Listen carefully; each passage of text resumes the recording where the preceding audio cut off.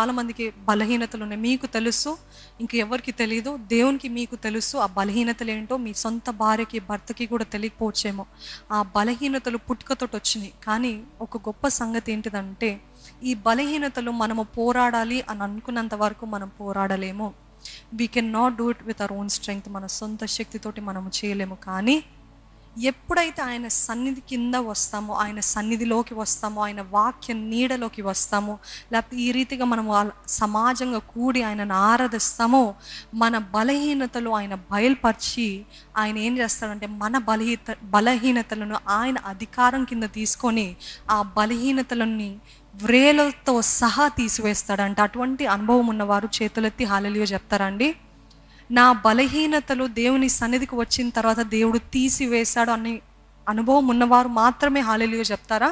హల్లెలూయా. నిజంగా అది ఆయన అధికారం క్రిందనే జరగబడతాయండి.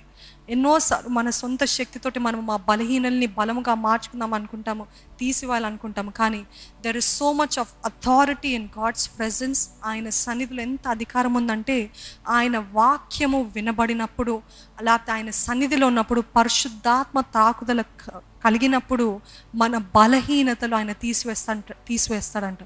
ఈర్ష్య మీ బలహీనతేమో, కోపం మీ బలహీనతేమో, ఆవేశం మీ బలహీనతేమో, అహము మీ బలహీనతేమో, లేకపోతే పాపము, చెడు దృశ్యాలు, చెడు దృష్టి, అశ్లీలంగా చూసే ఆ అలవాటు, ఆ వ్యసనం ఉందేమో.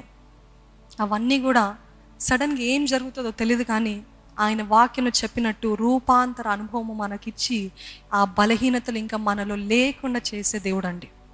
ఈరోజు ఒక దైవజనుడు ఇలాగ చెప్పారు. ఏంటి తెలుసు? నన్ను పూర్ణ హృదయంతో వెంబడించు, నాలోనే నీకు స్వేచ్ఛ. యేసు ప్రభు అంట ఆ దైవజనులకి చెప్పారంట, ఆయన బలహీనుడు ఉన్నప్పుడు, నన్ను పూర్ణ హృదయంతో నువ్వు నన్ను వెంబడించు, నువ్వు స్వేచ్ఛ స్వేచ్ఛ స్వేచ్ఛ కావాలి ఈ పాపం నుండి అని అంటే దొరకదు. కానీ ఎప్పుడైతే నువ్వు నా దగ్గరికి వస్తావో నేను నీకు సంపూర్ణమైన స్వేచ్ఛని నీకు అనుగ్రహిస్తాను. ఎఫెసీయులకి రాసిన పత్రిక 6వ అధ్యాయము 11వ వచనము. మీరు అపవాది తంత్రములను ఎదిరించుటకు శక్తిమంతులగునట్లు దేవుడిచ్చు సర్వాంగ కవచమును ధరించుకొనుడి.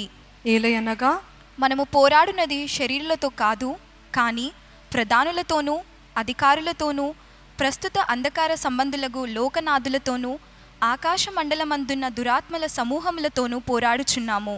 మీ శరీరంతో మీరు పోరాడనక్కర్లేదు. మీరు దేవునితో సమయం గడిపితే he will take care of it. Amen. You don't have to fight the flesh. Time with Jesus will take care of it. ఇందాక చెప్పినట్టు మరలా I'm telling you, you can not do it. శక్తి చేత కాదు, బలము చేత కాదు, ఆయన ఆత్మ ద్వారానే. నేను జయిస్తాను ఈ శరీరిచ్చని, నేను జయిస్తాను ఈ నేత్రాశని, నేను జయిస్తాను ఈ జీవపు డంబాని, యహాని, స్వార్థాన్ని అని అనుకున్నట్లయితే జయించలేము.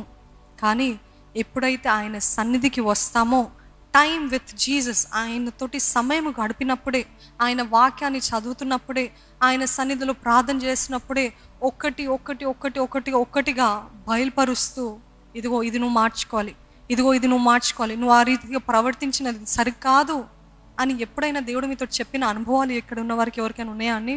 వండర్ఫుల్, నిజంగా వండర్ఫుల్. ఆయన చెప్తూ ఉంటాడు, నువ్వు ఆ రోజు అంతగా ఎగిరావు కదా, అంతగా పోరాడావు, అంతగా ఆవేశపడ్డావు, నువ్వు చేసింది సరికాదు. అప్పటికప్పుడు మనకి ఎటువంటి కన్విక్షన్ రాలేదు. కానీ ఎప్పుడైతే దేవుని సన్నిధికి వచ్చామో, మనము కళ్ళు మూసుకొని ఆయనను ఆరాధిస్తుండగానే కళ్ళకు కట్టినట్టుగా నువ్వు తనతో ప్రవర్తించినది సరికాదు, తనతో మాట్లాడింది సరికాదు, నువ్వు ఆవేశపడ్డావు చూడు, that was not right, that is not how I want it అని చెప్పాడా లేదా దేవుడు? ఈరోజు మీరు అనుకున్నాను, నేను ఎన్ని మాటలన్నా దేవుడు చూడట్లేదులే, నేను ఎంతగా వారిని మిస్ట్రీట్ చేసినా అక్కర్లేదులే దేవుడికి అనుకున్నాను. నన్ను God will fight on behalf of the innocent. మీరు మీ భార్యను మంచిగా ట్రీట్ చేస్తున్నారా, ప్రేమిస్తున్నారా, భర్తని గౌరవిస్తున్నారా, తల్లిదండ్రుల్ని గౌరవిస్తున్నారా, బిడ్డల్ని ప్రేమిస్తున్నారా? ఇవన్నీ దేవుడు ఎంతో పట్టించుకునే దేవుడు అండి, పట్టించుకునే దేవుడు.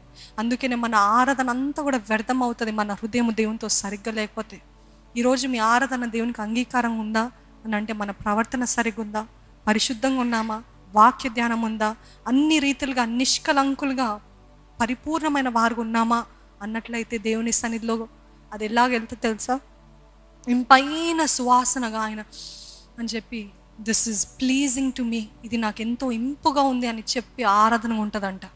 అందుకని మనం ఎంత గట్టిగా పాడమా, ఎంత స్వరములెత్తి పాడామా, చేతులంతా వాచిపోయి అంతా చప్పట్లు కొట్టామా, మోకాలంతా కూడా ఆ మచ్చలు పడేంతగా మోకరించాము, ఆరాధించామా, అవన్నీ కూడా లెక్కలేదు దేవునికి. ఏది లెక్క తెలుసా అండి? హృదయము దేవునితో సరిగ్గుందా?